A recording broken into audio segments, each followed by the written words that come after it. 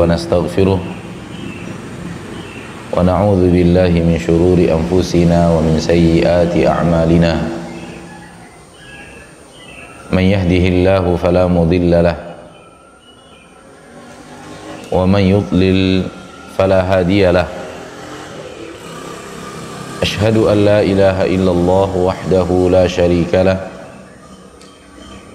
وأشهد أن محمدا عبده ورسوله صلى الله عليه وعلى آله وأصحابه ومن تبعهم بإحسان إلى يوم الدين وسلم تسليما كثيرا أما بعد.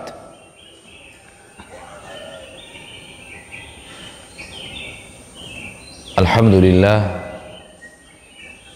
bersyukur kita kepada Allah Subhanahu wa ta'ala yang telah menciptakan kita dan telah memberikan kepada kita nikmat, rahmat, karunia yang tiada tara dan tiada terhingga.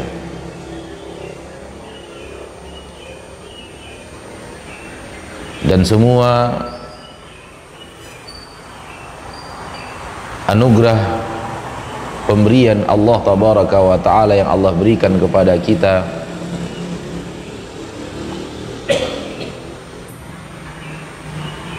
Allah tidak meminta bayarannya dari kita.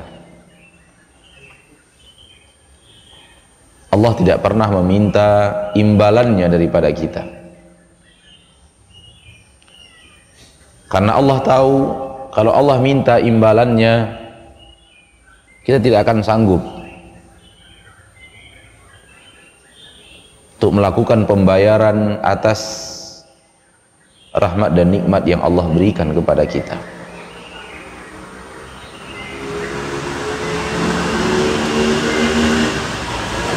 Karena rahmat dan nikmat Allah adalah rahmat dan nikmat yang tidak terhingga dan tidak bisa dihitung saking banyaknya, sebagaimana yang Allah katakan di dalam Al-Quran, wa in ta'uddu ni'matallahi la tuhsuha. Kalau seandainya engkau kalian menghitung-hitung nikmat Allah yang Allah berikan kepada kalian, yang pasti akan terjadi adalah la tuhsuha, kalian tidak akan sanggup untuk menghitungnya. Sesuatu yang tidak sanggup untuk dihitung sudah barang pasti sesuatu yang tidak sanggup untuk dibayar.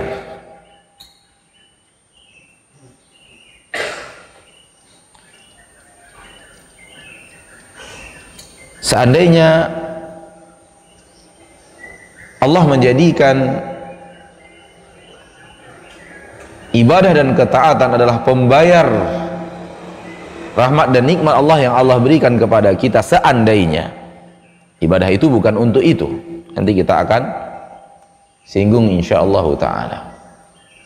Seandainya ibadah untuk membayar rahmat dan nikmat anugerah Allah Tabaraka wa ta'ala, semua kita adalah hamba yang tidak sanggup untuk melakukan itu. Karena kalau rahmat dan nikmat Allah yang kita terima setiap hari sebanyak 1 miliar, berarti harus ada 1 miliar ibadah pembayar rahmat, nikmat dan karunia Allah. Kalau seandainya satu hari nikmat Allah ada 1 triliun, berarti dalam 24 jam kita harus melakukan 1 triliun ketaatan. Siapa yang sanggup? Dan bagaimana kalau rahmat dan nikmat Allah itu tidak terhitung? Bagaimana cara membayarnya? Oleh karena itu, kalaulah ibadah Allah jadikan sebagai pembalas rahmat dan nikmat, semua kita adalah orang yang tekor, tak sanggup membayar rahmat, dan nikmat yang diberikan oleh Allah Tabaraka wa Ta'ala kepada kita. Kenapa? Karena rahmat dan nikmat itu tiada terhingga, rahmat dan nikmat itu tidak terhitung. Bagaimana cara membayarnya? Ma'asyiral muslimin,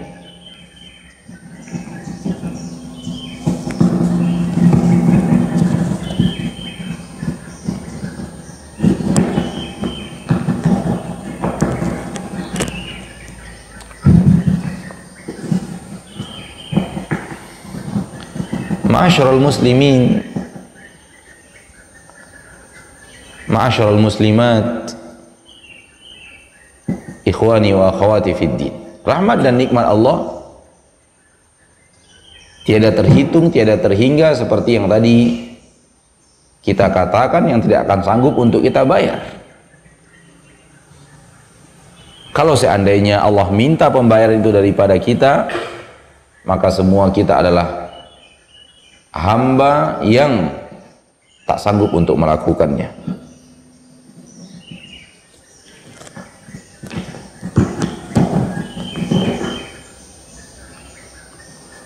Oleh karena itu Allah Tabaraka wa Ta'ala tidak menjadikan ibadah ini dan ketaatan ini pembayar rahmat dan nikmat. Justru ibadah itu Allah perintahkan kepada kita agar Allah ingin menambahkan rahmat dan nikmat.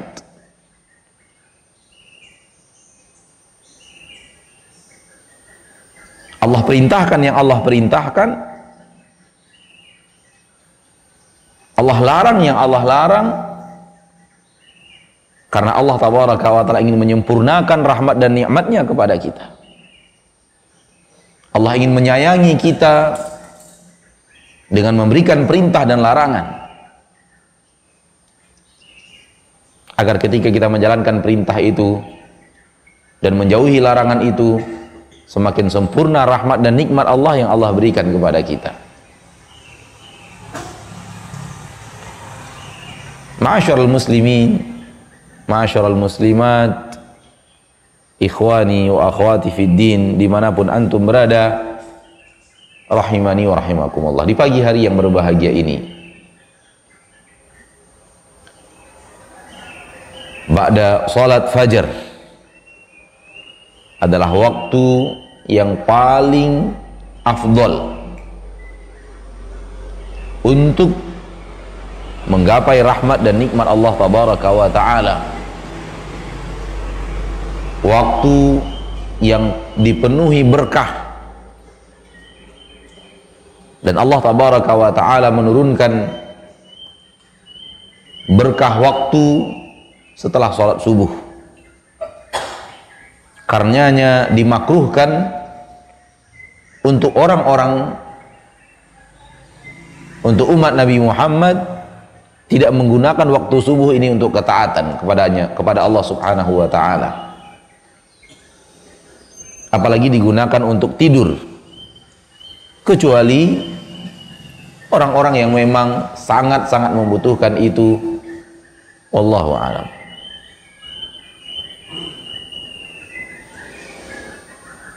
Ma'asyiral muslimin, pembicaraan kita di pagi hari yang berbahagia ini adalah sekedar nasihat ringan, mudah-mudahan bermanfaat.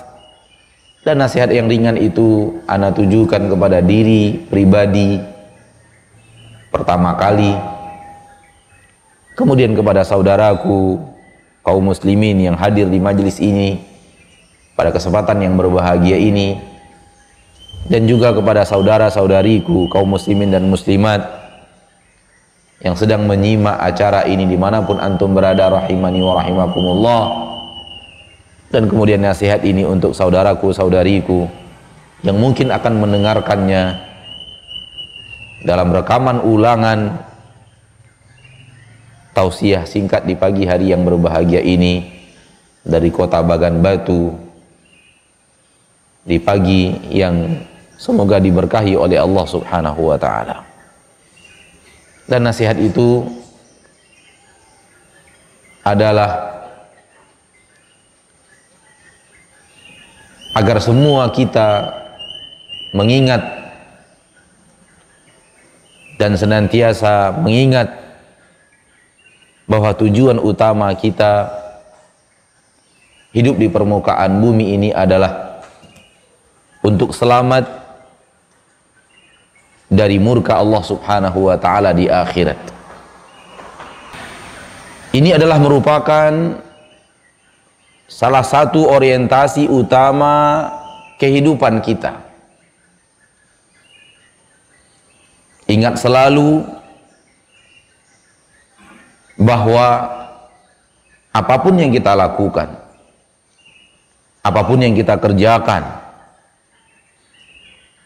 dari hal yang terkecil sekecil apapun sampai hal yang terbesar sebesar apapun, jadikan tujuan utamanya, salah satu di antara tujuan utamanya adalah selamat dari murka Allah di akhirat.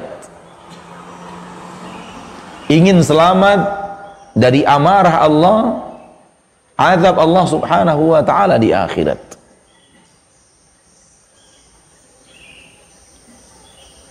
Jadi ketaatan demi ketaatan yang kita lakukan,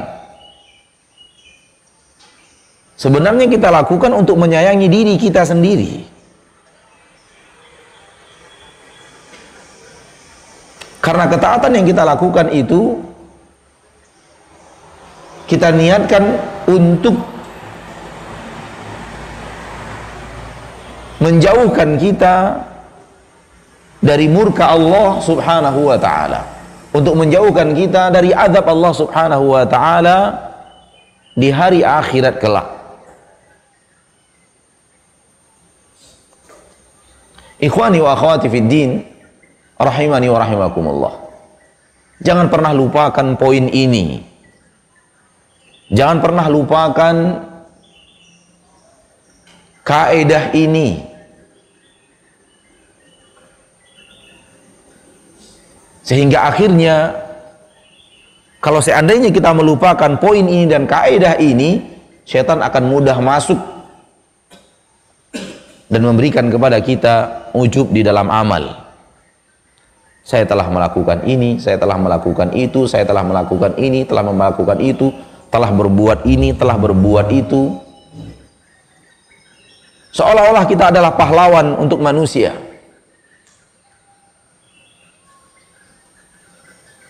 Dan hal ini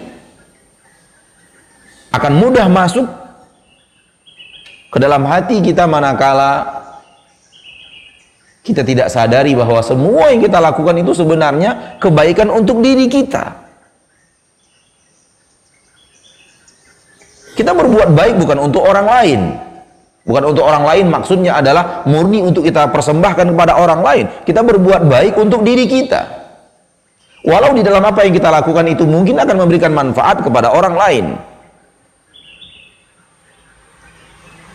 Soal apakah dia akan memberikan manfaat kepada orang lain, apakah orang lain mendapatkan manfaat dari apa yang kita lakukan itu permasalahan yang kedua. Ada yang lebih utama daripada itu untuk selalu kita tanamkan di dalam hati bahwa saya melakukan ini agar saya selamat nanti di akhirat. Karena di akhirat kelak Allah menerangkan kepada kita di dalam Al-Quran, Rasulullah menerangkan kepada kita di dalam hadis-hadisnya Sallallahu Alaihi Wasallam, yang paling kita cari, yang paling kita usahakan, yang paling kita idam-idamkan, yang paling kita inginkan keselamatan itu. Tak ada lagi yang lebih daripada itu. Sehingga di dalam Al-Quran Allah mengatakan apapun yang kita punya kita rela korbankan untuk selamat.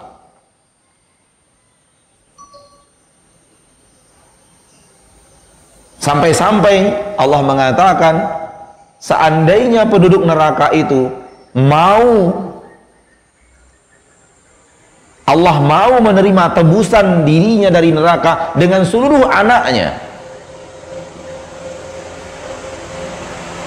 dengan istrinya, dengan saudaranya,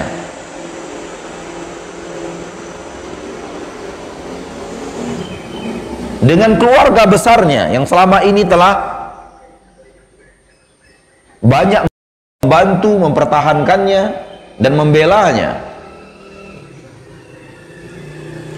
Itu yang Allah katakan di dalam Al-Quran. Lihat, mereka ingin selamat walau anak mereka harus ke neraka semuanya, walau istri mereka harus ke neraka, walau saudara mereka harus ke neraka, walau seluruh keluarga besar mereka harus ke neraka, yang penting mereka selamat.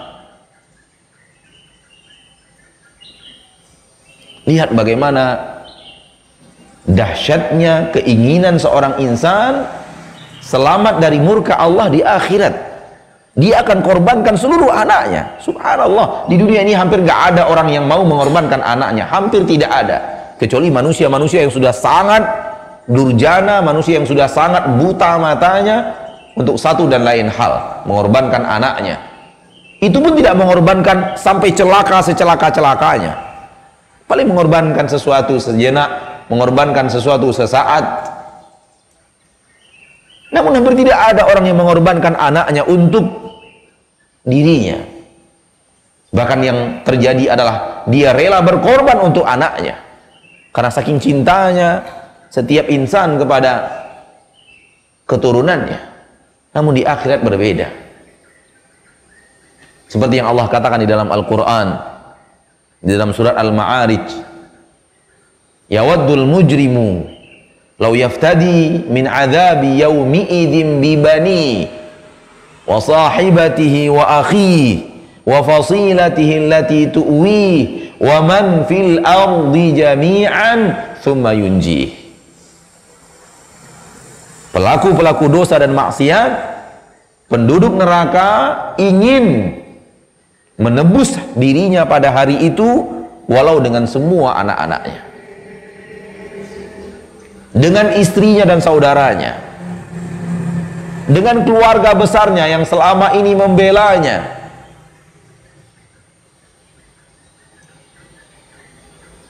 Bahkan dengan seluruh manusia yang ada di permukaan bumi, asal dia selamat. Mau, subhanallah, mengorbankan semua anak, mengorbankan istri, mengorbankan saudara, mengorbankan keluarga besar untuk keselamatan itu. Bahkan biarlah semua manusia ke neraka, yang penting saya selamat. Sampai segitunya. Tapi jawaban Allah, kalla, sekali-kali tidak. Allah tidak akan pernah menzolimi siapapun dan menzolimi apapun. Dan ini sudah Allah katakan di dalam Al-Quran. Allah tidak akan pernah menzolimi walau setipis kulit ari. Tidak akan pernah Allah melakukan penzoliman kepada siapapun. Allah katakan, kalla, tidak. Itu tidak mungkin terjadi. Yang bertanggung jawab adalah yang berbuat, bukan orang lain. Innaha lawa, sesungguhnya yang ada untuk dia adalah lawa, api yang menyala-nyala, api yang sangat panas, yaitu neraka. Nazza'atan lisyawa, yang mencabut syawa. Apa itu syawa? Kata para ulama, makna syawa, mencabut syawa adalah api yang panas sehingga mencabut daging dari tulang, sehingga daging-daging ini akan luluh, akan meleleh sehingga terpisah dari tulangnya. Terpisahlah dan tercabutlah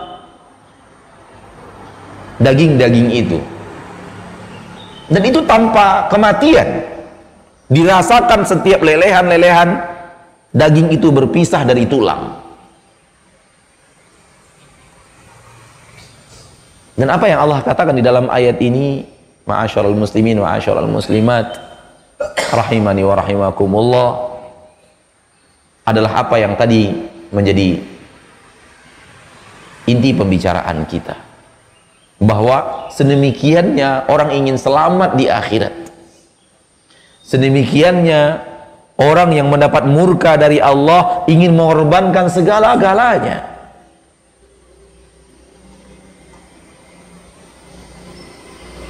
Namun Allah adalah Rabb yang maha adil, yang tidak akan menghukum kecuali pelaku, yang tidak akan pernah memindahkan satu kesalahan manusia lalu dihukum manusia lain, karena itu bahagian daripada kezaliman. Dan Allah tidak pernah melakukan kezaliman dan telah mengharamkan sifat zalim terhadap dirinya. Allah itu maha adil, meletakkan segala sesuatu pada tempatnya, memberikan hukuman kepada orang yang pantas untuk mendapatkan hukuman. Namun yang ingin kita petik, yang ingin kita tegaskan dan kita tekankan di pagi hari yang berbahagia ini, begitulah dahsyatnya keinginan setiap insan untuk selamat di akhirat. Dan keselamatan di akhirat itu di sini kita lakukan, di permukaan bumi ini. Kalau ingin selamat di akhirat tidak bisa dilakukan di sana. Di sana bukan tempat untuk beramal, di sana bukan tempat untuk berbuat. Di sini tempatnya, di kehidupan kita sekarang, di kehidupan dunia kita ini, dalam hari-hari demi hari kita ini, dari waktu ke waktu kita ini, dari jam ke jam yang kita lakukan sekarang. Disinilah kita mencari keselamatan itu. Disinilah kita membuat benteng-benteng untuk keselamatan itu. Dan Nabi SAW mengatakan ketaatan adalah tameng, pembatas antara kita dan murka Allah, antara kita dan azab Allah Subhanahu wa ta'ala. Itu Nabi katakan dalam sebuah hadis, ittaqun nar walau bisyiqqi tamrah. Bentengi dirimu dari neraka, batasi, buat pembatas antara dirimu dengan neraka, walaupun hanya bersedekah sebelah buah kurma, setengah buah kurma. Semua kita tahu buah kurma, berapa besarnya buah kurma? Sebesar ibu jari kita. Ambil buah kurma yang sebesar ibu jari itu, bagi dua, setengahnya sodakohkan, infakkan, setengahnya untuk kita makan. Nabi SAW mengatakan dengan setengah buah kurma yang kita infakkan dan kita sodakohkan itu, kata Nabi, ittaqun nar, bentengi diri kalian dari neraka, walau hanya berinfak setengah buah kurma, walau hanya bersedekah setengah buah kurma. Ketaatan membentengi kita dari neraka Allah. Ketaatan membentengi kita dari neraka Allah, membentengi kita dari murka Allah Subhanahu wa ta'ala. Di sini Rasulullah mengajarkan kepada kita bahwa berbuat taat untuk membentengi kita dari neraka, bukan untuk menjadikan kita pahlawan.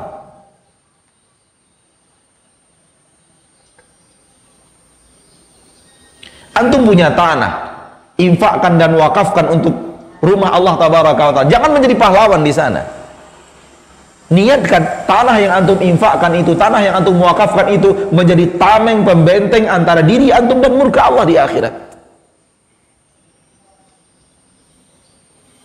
Antum punya mobil, antum wakafkan lillahi ta'ala untuk dakwah, untuk masjid, untuk kebutuhan kaum muslimin. Jangan merasa menjadi pahlawan untuk kaum muslimin.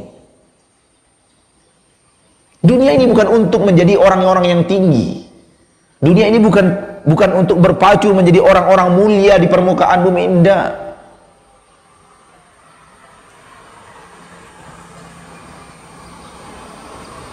Orang yang ingin ketinggian di dunia, ingin selalu meninggi di dunia, ingin selalu tinggi di dunia, ingin dia yang terdepan, ingin dia yang terhebat, ingin dia yang terbaik, ingin dia yang paling begini, ingin dia seperti itu kehidupannya di dunia dan keinginannya di dunia, di akhirat mereka lah yang akan Allah rendahkan serendah-rendahnya. Oleh karena itu Allah berbicara tentang neraka di akhirat, bahwa neraka itu, kata Allah, maswal lil mutakabbirin, sebagai tempat kembali untuk orang-orang yang menyombongkan diri, sebagai tempat kembali untuk orang-orang yang sombong. Sombong ini, jangan kira sombong itu dengan harta saja, jangan kira sombong itu dengan tahta saja, jangan kira sombong itu dengan kekuasaan saja. Enggak. Anda berbuat, beramal soleh lalu membembungkan dada antum kepada manusia, itu kesombongan. Anda berbuat baik lalu Anda ingin manusia memandang diri Anda, itu adalah kesombongan.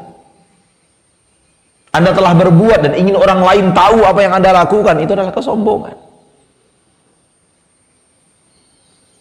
Itu ujub terhadap amal soleh dan ingin dilihat orang, sehingga ingin dipuji oleh manusia, ingin menjadi orang yang tinggi, ingin selalu menjadi orang yang terdepan, ingin selalu menjadi orang yang dibicarakan, ingin menjadi orang yang populer dan semacamnya. Waliyadzubillah.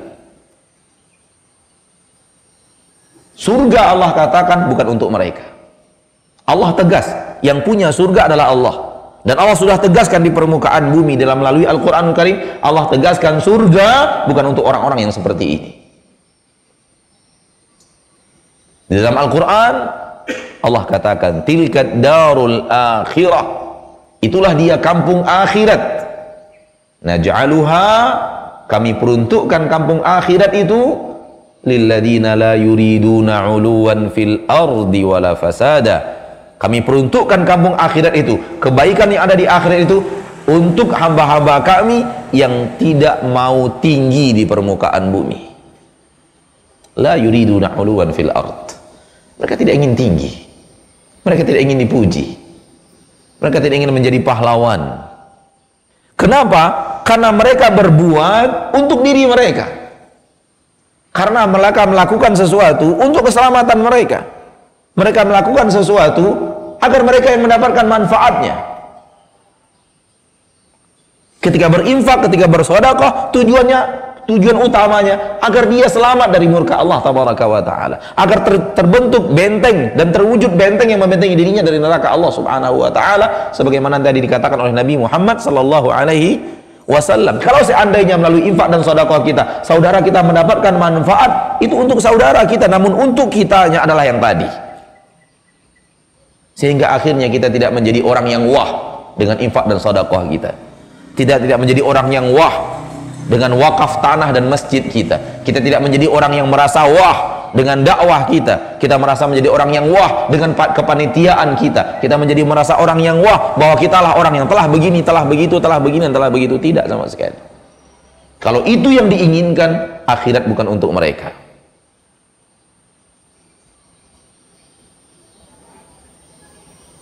Ma'asyarul muslimin, ma'asyarul muslimat, rahimani wa rahimakumullah. Kalau inilah niat kita untuk beramal saleh, kalau inilah niat dan tujuan kita untuk berbuat, insya Allah tidak ada pantang berbuat. Biiznillah ya azza wa jalla. Tidak mau pantang, tidak ada berpantang. Asal ini adalah ketaatan, asal ini sesuatu yang bisa membentengi kita dari neraka Allah tabaraka wa ta'ala, dan ini tujuan hidup kita, kita akan berbuat.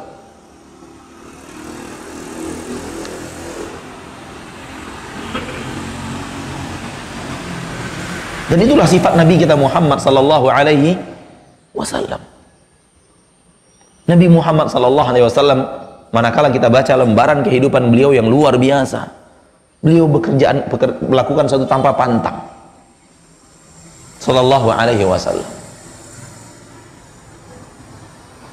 Karena memang begini Rasulullah SAW mendidik kita umatnya. Begini Allah tabaraka wa ta'ala memerintahkan kita sebagai hambanya. Sebagai hamba yang di permukaan bumi ini berjalan, merendahkan hati, tidak mau meninggi. Wa ibadur rahmanil ladzina yamshuna 'alal ardi hauna. Hamba-hamba Allah yang Maha Pengasih, hamba-hamba Allah Ar-Rahman yang berjalan di permukaan bumi tidak mau meninggi, hauna. Dia mau rendah saja. Tidak mau dipuji. Tidak mau terdepan. Kalau bisa namanya jangan disebut. Kalau bisa dirinya jangan tampil. Kalau bisa jangan ada orang yang memujinya. Walaupun ketika dia berbuat dan berbuat, akan selalu ada orang yang memuji. Karena orang akan memuji orang yang berbuat baik. Namun bukan itu tujuannya. Bukan itu orientasinya, bukan itu keinginannya. Karena yang dia inginkan dari apa yang dia lakukan adalah keselamatan di akhirat. Yang dia inginkan dari apa yang dia kerjakan, Allah membentenginya dari neraka Allah subhanahu wa ta'ala. Allah membentenginya daripada kesengsaraan tiada tara di yaumil mahsyar.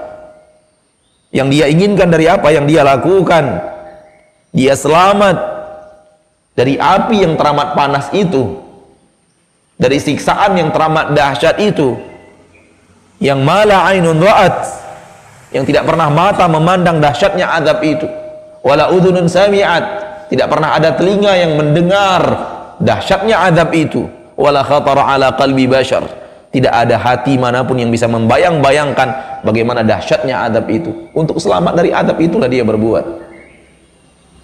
Sehingga semakin besar yang dia lakukan, semakin besar harapannya kepada Rabbnya agar dia selamat. Bukan semakin besar harapannya untuk dipuji, dipuja oleh manusia. Camkan ini baik-baik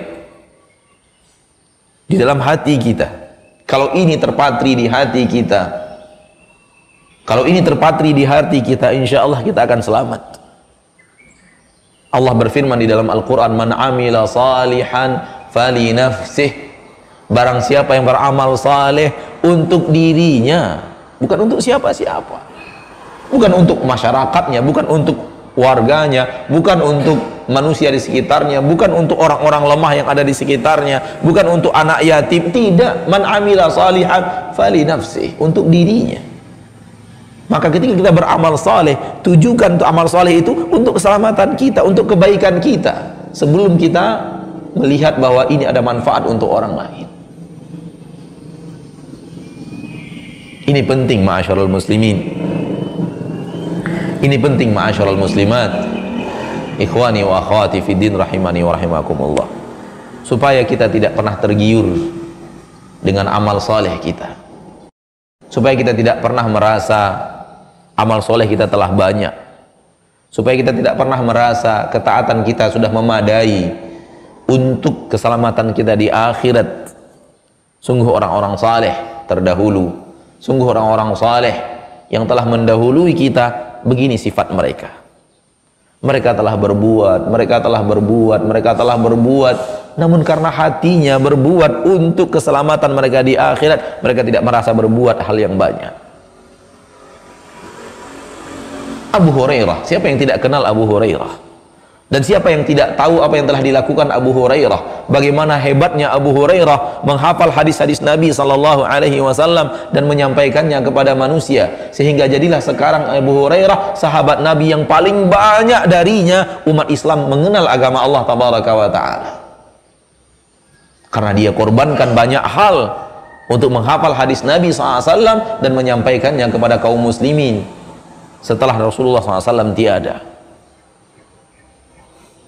Hampir tidak ada sekarang yang belajar agama yang tidak mendapatkan manfaat dari apa yang telah dilakukan oleh Abu Hurairah radhiyallahu anhu. Amalnya luar biasa hebat. Dan kita yakin kalau Allah menerima amal saleh Abu Hurairah ini, dan itu zan kita terhadap Abu Hurairah dan amalannya di sisi Allah tabaraka wa ta'ala, ini yang kita harapkan, ini prasangka kita terhadap amalan Abu Hurairah, karena beliau sahabat Nabi yang mulia, amalannya diterima di sisi Allah tabaraka wa ta'ala. Maka yang setiap belajar agama melalui hadis Abu Hurairah mengirimkan pahala untuk Abu Hurairah. Setiap antum belajar ilmu hadis, setiap belajar hukum, di dalamnya ada hadis dari Abu Hurairah, Abu Hurairah mendapatkan pahala. Dan antum mengamalkannya, Abu Hurairah mendapatkan pahala. Antum mengirimkan pahala kepada Abu Hurairah. Dan sudah berapa miliar manusia yang mengirimkan pahala setiap harinya kepada Abu Hurairah. Ini zon kita, bukan kita bicara hal yang gaib. Zon kita, kita berprasangka seperti itu, berprasangka baik bahwa amalan Abu Hurairah diterima oleh Allah kalau beliau, karena beliau sahabat Nabi tercinta Muhammad sallallahu alaihi wasallam. Kalau itu adanya, maka ini yang akan terjadi. Setiap ada yang belajar hadis, dari Abu Hurairah dapatkan pahala. Setiap ada yang beramal dari hadis Abu Hurairah dapatkan pahala. Berapa ibadah yang luar biasa yang telah dilakukan oleh seorang yang bernama Abu Hurairah. Namun Abu Hurairah tidak pernah merasa amalnya besar. Di akhir hayatnya Abu Hurairah menangis. Di penghujung hidupnya Abu Hurairah menangis. Di ranjang kematian yang di situ dia menghembuskan napasnya yang terakhir, Abu Hurairah menangis. Dan orang-orang yang di sekitarnya bertanya, ada apa wahai Abu Hurairah? Apa yang membuat engkau menangis? Tahu apa jawaban Abu Hurairah? Abu Hurairah mengatakan, saya menangis karena panjangnya perjalanan di akhirat dan sedikitnya bekal yang bisa saya bawa.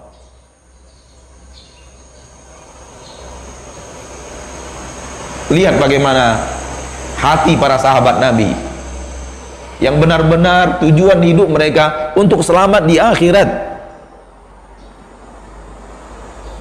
Bawa perkataan Abu Hurairah ini ke dalam hati kita dan tanamkan di dalam hati kita. Abu Hurairah yang sedemikian hebat amalannya mengatakan, saya menangis karena perjalanan padang mahsyar begitu panjang dan bekal yang saya bawa terlalu sedikit. Sudah berapa amal kita dibanding Abu Hurairah? Apa yang kita lakukan dibanding apa yang telah dilakukan oleh Abu Hurairah radhiyallahu anhu wa ardahu wa radiya an jami'i ashabi Muhammadin sallallahu alaihi wasallam? Pantaskah kita merasa bahwa kitalah yang telah, kitalah pahlawan, kitalah orang yang terdepan, kitalah orang yang telah berbuat? Mana? Tidak ada apa-apanya kita dengan Abu Hurairah radhiyallahu anhu wa ardahu. Kalaulah beliau bukan sahabat Nabi dan cukup kemuliaan untuk beliau menjadi seorang sahabat Nabi, kita tidak ada apa-apanya. Maka tidak pantas bagi kita untuk merasa bahwa amal saleh kita dan perbuatan kita dan ketaatan kita itu adalah pahlawan untuk manusia yang ada di sekitar kita. Tidak. Solehan kita, ketaatan kita, apa yang kita lakukan, apa yang kita kerjakan, waktu yang kita habiskan, sedekah yang kita infakkan, wakaf yang kita infakkan di jalan Allah tabaraka wa taala, harta yang kita sumbangkan, waktu yang kita habiskan untuk kebaikan, semua itu untuk kita, bukan untuk orang lain. Dan niatkan untuk keselamatan di akhirat. Semoga Allah menerimanya. Dengan harapan Allah menerimanya dan doa yang kita panjatkan bahwa agar Allah tabaraka wa ta'ala senantiasa menerimanya, dan dengan diterimanya amal itu berat timbangan amal saleh kita, dengan berat timbangan amal saleh kita diampuni dosa dan kesalahan kita yang pernah kita lakukan kepada Allah sang pencipta. Ini harapan dan ini keinginan dan ini tujuan kita hidup di permukaan bumi. Semoga kita berhasil menjadi hamba-hamba Allah yang bergerak untuk tujuan ini, yang bergerak untuk orientasi ini, yang bergerak di permukaan bumi untuk kebaikan diri kita. Yang kita pedulikan di akhirat nanti tidaklah orang lain. Kita melihat orang tua kita, kita tidak peduli. Kita melihat anak kita, kita tidak peduli. Kita melihat keluarga kita, kita tidak peduli. Dan kita akan bertemu dan saling melihat di akhirat, dan kita tidak akan peduli, karena kepedulian hanya kepada diri kita masing-masing. Allah berfirman, likulli imri'in minhum yawma idin sya'nun yughni. Setiap manusia pada hari itu sibuk memikirkan keselamatan dirinya masing-masing. Tidak ada lagi kesempatan memikirkan keselamatan anak, tidak ada lagi masa untuk memikirkan keselamatan orang tua, hanya keselamatan diri kita sendiri. Maka mari jadikan ini moto penggerak amal soleh kita. Mari kita jadikan ini pondasi utama ketaatan kita kepada Allah subhanahu wa ta'ala. Dan mudah-mudahan ini selalu terpatri di hati kita dan senantiasa kokoh dan mendalam, tertanam di dalam hati itu, sehingga tidak ada apapun jua yang bisa kita banggakan, karena semuanya bukanlah untuk orang lain, namun untuk keselamatan diri kita. Wassallallahu wasallam wa baraka wa an'am ala abdihi wa rasulihi Muhammad. Subhanakallahumma wa bihamdika asyhadu an la ilaha illa anta astaghfiruka wa atubu ilaik. Walhamdulillahi rabbil alamin. Wassalamu alaikum warahmatullahi wabarakatuh.